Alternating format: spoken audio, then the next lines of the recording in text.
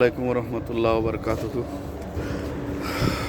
সুপ্রিয় দর্শক মণ্ডলী, আসসালামু আলাইকুম। আপনারা একটা বিশাল পাহাড় দেখতে পাচ্ছেন। এই যে পাহাড়, চতুর্দিকে পাহাড়। এই পাহাড়ের পাদদেশে এই যে কবরগুলো দেখতে পাচ্ছেন, এই কবরগুলোই হলো জান্নাতুল মাওয়া। এখানে আমরা এসেছি দেখাতে।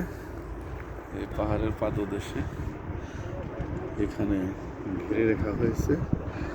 এখানে যে কবরগুলো আছে, ইসলাম পরবর্তী যুগের সাহাবা এবং তার পরবর্তী যুগেরও অনেকেরই কবর এখানে আছে।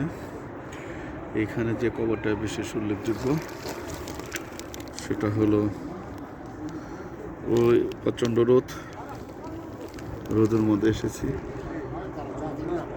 ওই যে একটা গাছ আছে, কয়েকটা গাছের নিচে যে কবরটা, ওই কবরটা খাদিজাতুল কুবরা কবর, যার ইসলামে যার অবদান অপরিসীম।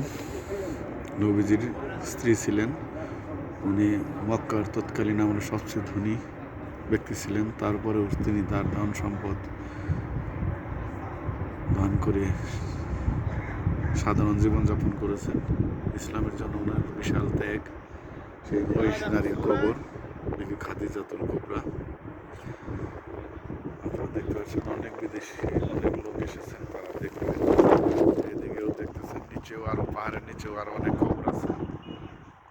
এটা Mecca municipal city corporation, Mecca city corporation ওটার তদারকি করেন। তো আমি ওই নিচে ছিলাম, নিচে মক্কা তদারককারীরা একটা কার্ড দিলেন। এই কার্ডটা স্ক্যান করলেই সব কিছু জানা যাবে।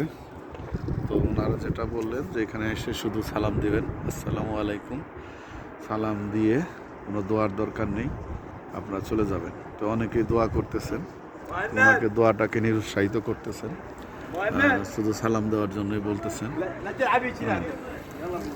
এটাই হলো জান্নাতুল মাওয়া। এটা মক্কায় অবস্থিত, কাবা শরীফ থেকে পশ্চিম কর্নারে এইটা। তো ওই যে আপনারা কাবা শরীফের ক্লক টাওয়ার হয়তো দেখতে পাচ্ছেন। কাবা শরীফ থেকে হেঁটে আসলে 10-15 মিনিট লাগে এখানে। আর এটার একটু আগেই হলো জিন মসজিদ, ওখানে আমরা গিয়েছিলাম, 2 রাকাত নামাজ পড়েছি।